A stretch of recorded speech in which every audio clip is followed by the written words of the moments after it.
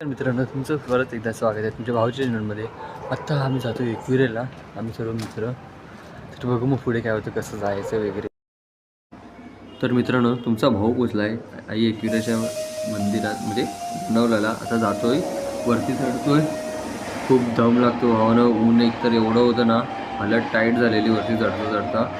ते इथे सर्व मिठाईचे प्रसाद आहे. फायनली पोचलो आहे वरती. आणि हे म्हणजे आतमधून शूट केला होता एक फिरायचा. एवढं प्रसन्न वाटलं ना आतमध्ये येऊन.